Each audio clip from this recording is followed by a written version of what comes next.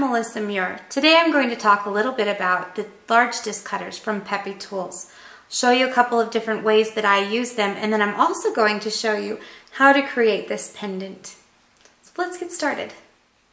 The large disc cutters come in a number of different sizes. There's actually a fourth set that I do not currently own. But these are some of them that they do offer, all the way from like about 1 1/4 inch all the way up to 2 inches. The 2-inch one gets used quite a bit in my studio, as you do need to use these with a hydraulic press. One of the things that I really like about the 2-inch one is that the silhouette dies that I use quite commonly are also 2-inch rounds. So I can come in, cut out my disc, and then use that in my hydraulic press to do my different forms. You can also see here that there are a number of things when you start to combine the disc cutters that you can get different shapes and different sizes to create different effects with that as well. Also, after I've patterned or formed something, whether it's in the hydraulic press or with texture plates, the rolling mill, any of those things, then I can come back in and do various projects that I can then put together. And again, all of these were cut out with these larger disc cutters. Like other disc cutters by Pepetools, they are meant so that you can store them separately like this, and that will also help inhibit any type of rust. When I'm not using them, I like to store them in bags, just a large plastic bag, maybe like a gallon Ziploc type of a bag, and I like to put these silica gel packets in it. These came out of like shoes or leather coats or something like that. And that's going to help keep the moisture away from the metal and will inhibit any rust. When I'm not using them, I do keep them oiled. There's a number of different products out there that you can use. The one that I like in my studio is called that Bow Shield T9, and that is one that I've covered before. So that will help in keeping your tools coated. When you go to use your disc cutter, it is important. You should always lube the cutting edges of your disc cutters, and that's going to help ensure that there's a nice smooth guided movement through the metal as it shears that.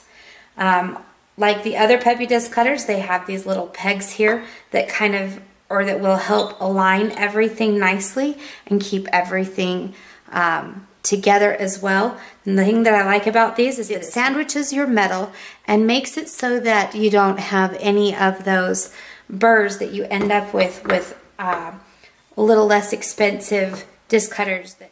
First things first. First thing I've done is I have already gone through and textured a piece of copper to use as my pendant. So you can kind of see that texture here. The next thing that I need to do for this pendant is decide which size disc cutter I'm going to use. Now the thing about these disc cutters is they do need to be used with a hydraulic press rather than with a hammer like you have used with your smaller disc cutters. But other than that, the basics are still going to apply. So in this case, I've decided to use a 1 3/8 inch disc for my piece. So I'm just going to get this situated on here. Now one of the things that I also like to do is just make sure that I have my disc cutter balanced properly. So what I'm going to do is just take a piece of scrap that I have that's the same thickness as the metal that I'm going to be cutting, and I'm going to layer this on. And what that does is allow this to make certain that the top is perfectly straight and it doesn't rock, which is going to help keep my disc cutter in alignment as it cuts through. So you can see here everything is lined up. It's actually perfectly aligned with the center and the bottom of our ram, and that's going to make sure that we have nice, consistent, strong pressure going on to this. So what I'm going to do is I'm actually going to do this fairly slow because I don't want to bottom out on this. I don't want to come in and crush the punch itself, because that can damage your cutting edges. But I do want to push this so that it goes all the way through so that it's easy to remove both the punch and the piece that I have punched out. The bottom of these disc cutters is a little bit wider than what the actual disc cutting shaft is, and that allows things to kind of just drop through smoothly. So here I'm at the point where it's about to punch through, and I don't know if you could hear that or not, but there was just a little bit of a clunk associated with that.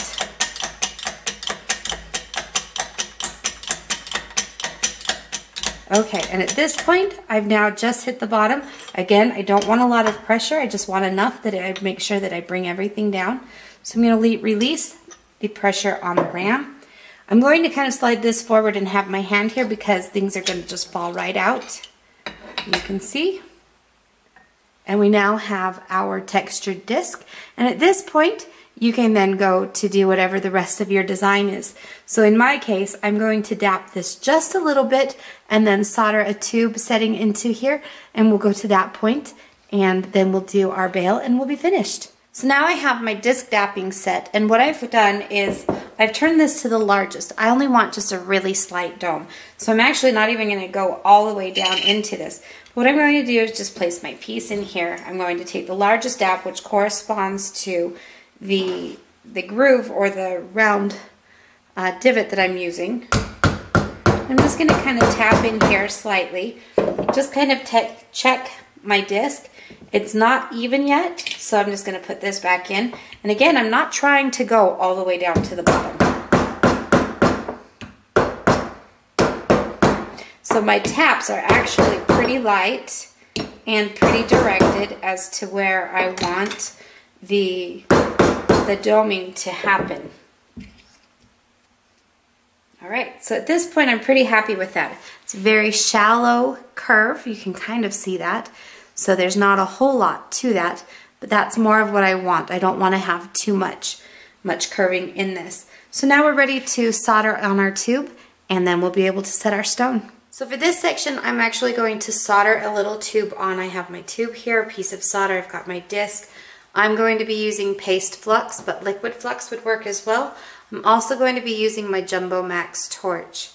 Obviously this process is a little more involved, so that requires a course or different videos altogether. But what I'm going to do is just come get some of my paste flux, and I'm going to flux my piece. Get that down there. I'm going to then flux also my tube. Just get it nice and covered here. I'm going to place my tube into place. All right. Got my tube into place. I'll zoom this in for you a little bit so that you can see a little better of what I'm doing.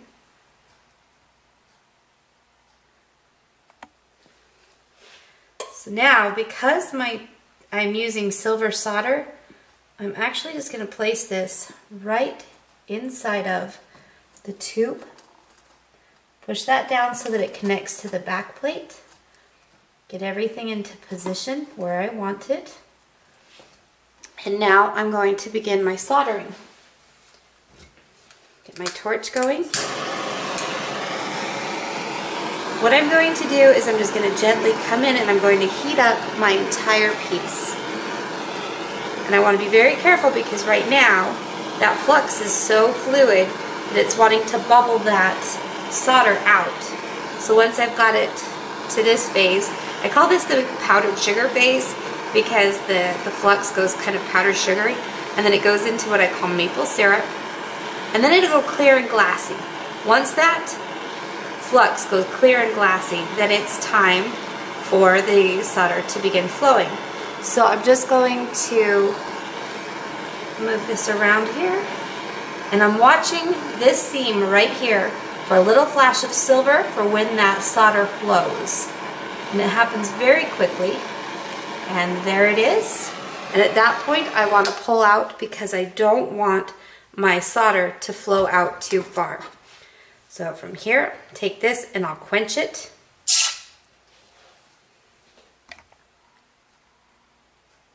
And then I will place it into my pickle pot, and we'll wait for this oxidation to go away, and then we'll go to the next step. The next thing we need to do now is to drill a little bit of a seat using a setting burr for our stone. So I'm just going to use a little bit of liquid lube, just a little bit, on my bit here, and that's going to help keep things cool as I drill down into the tube. You want to drill straight down so that the stone will sit properly into the tube. Turn this on. I don't want it to go too fast, but I also don't want it to go too slow. Bring this down slowly.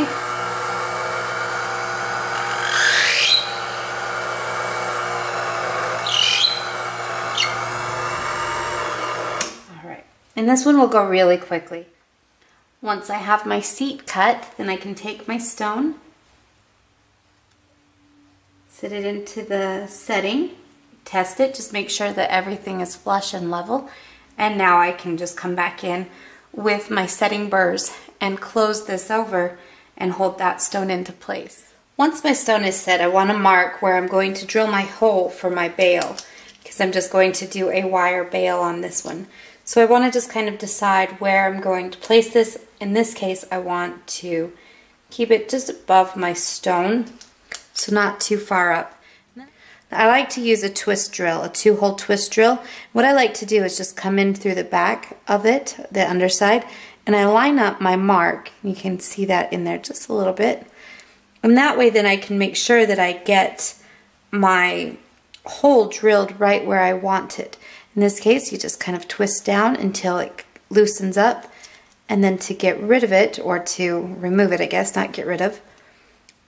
To remove it, I just untwist until it comes out. Now in this case, my metal was pretty soft, and so you'll see some deformation here. In this case, I'm just going to take a small rounded hammer, place it onto a bench block, and just hammer that part back down. That will remove the burr that I just placed in there and also give me back my rounded shape. But in this case, I'm going to kind of ruffle these edges a little bit. So let me take you over and show you how I do that. Now, I very well could leave my pendant just as it is right now. It's beautiful just the way that it is. Add a little bit of patina to that, knock it off of the high edges, and it would be fantastic as well. But one of the things I like to do just to add a little bit of dimension to it, and it just takes it to another level, is to kind of ripple these edges a little bit. And you'll see that I'm just working on the end of a 2x4 here. This is actually part of my tables that I'm working on. And all I've done is just taken the cross peen on a riveting hammer and just knocked into the wood. So I've got a couple of divots in here. And what I'm going to do is just place my piece in. And you can see that I've just knocked a little bit of a divot into that. Rotate it around and do it again. And again. And you can put as many as you want, as far apart as you want, or as close as you would like. And you can take them as deep as you would like as well. Just depends on what you want and the look you're after.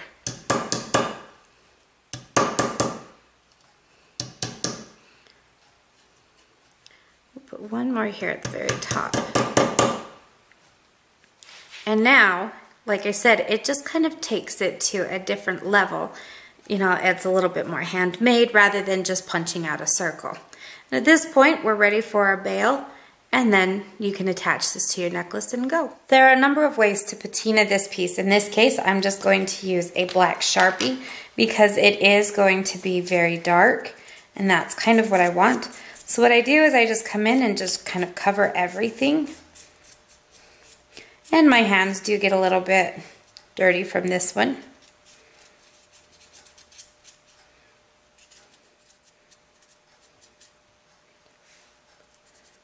Okay, let that sit for just a few minutes and let it dry. And then we'll come back and remove some of that. You can see it just brings out some of that detail. It knocks off the Sharpie off of some of the high points, and things start to really come out as far as that texture goes.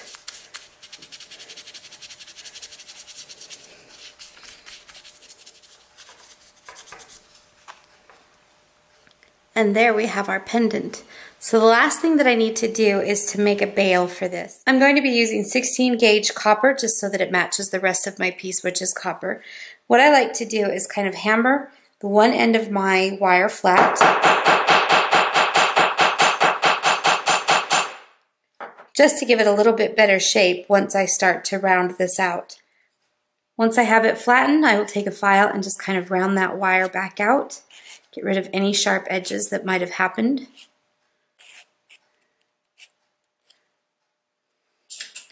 take my round nose pliers, turn a little loop in it, and then I'm going to turn another loop in the opposite direction. And that's going to give me a little hook. And that is what I'm going to hang my pendant on. I'm going to open this up so that I can slip my pendant in.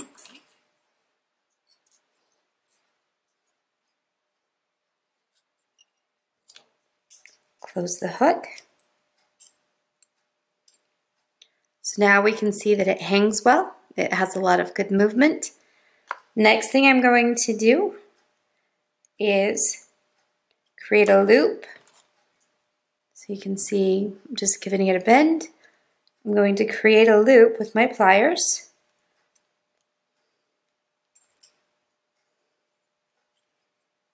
Like such. And then I'm going to make a wrapped loop to secure everything.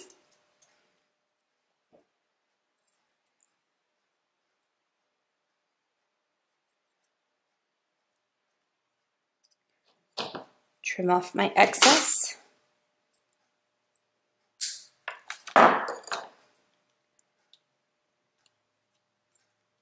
Tighten up my loop. Straighten everything out.